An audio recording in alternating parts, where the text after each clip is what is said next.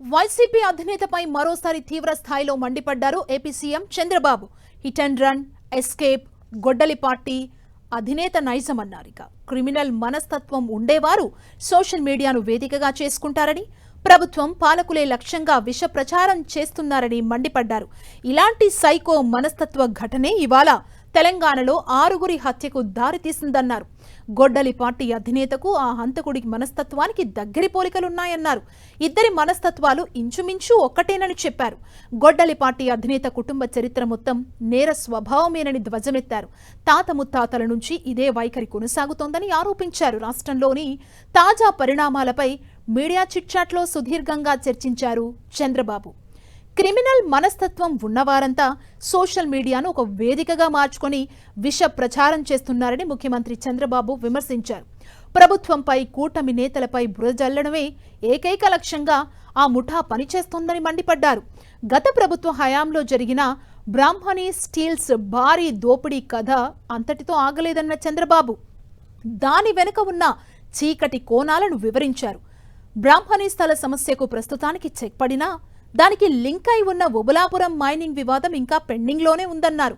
బ్రాహ్మణి steels అక్రమాల వల్లే ఒబులాపురం mining black అయిందని గుర్తు చేశారు. ఇవన్నీ సజావుగా సాగుంటే రాష్ట్రానికి ఎప్పుడో భారీ పెట్టుబడులొచ్చేవన్నారు. గత పాలకుల స్వార్థం వల్ల ఉత్తరాంధ్రకు మణిహారంగా మారాల్సిన విశాఖ బ్యాకెట్స్ ప్రాజెక్టు కూడా ఇదే రీతిలో సర్వనాశనమైందంటూ ఆగ్రహం వ్యక్తం చేశారు. సోషల్ మీడియాలో సాగే వ్యక్తిత్వ హననాన్ని, అసత్య ప్రచారాలను చట్టపరంగా ఖచ్చితంగా అడ్డుకుంటామని ముఖ్యమంత్రి హెచ్చరించారు. ఇంట్లో ఉండే మహిళల్ని, కుటుంబ సభ్యుల్ని కించపరుస్తూ పోస్టులు పెడుతుంటే ప్రభుత్వం చేతులు ముడుచుకొని కూర్చోబోదని స్పష్టం చేశారు.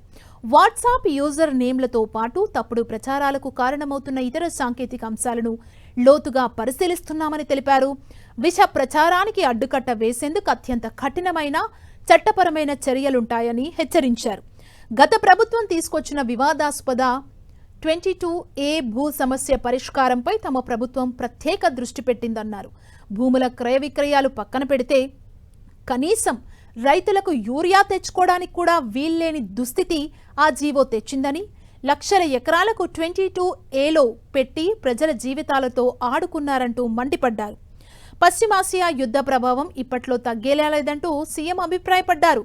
సంక్షోభం ఇంకా పెరిగేటట్టే ఉందన్నారు. కొందరి విధానాల వల్ల ప్రపంచమంతా మరింత సంక్షోభంలోకి కూరుకుపోయేలా ఉందని ముఖ్యమంత్రి వెల్లడించారు.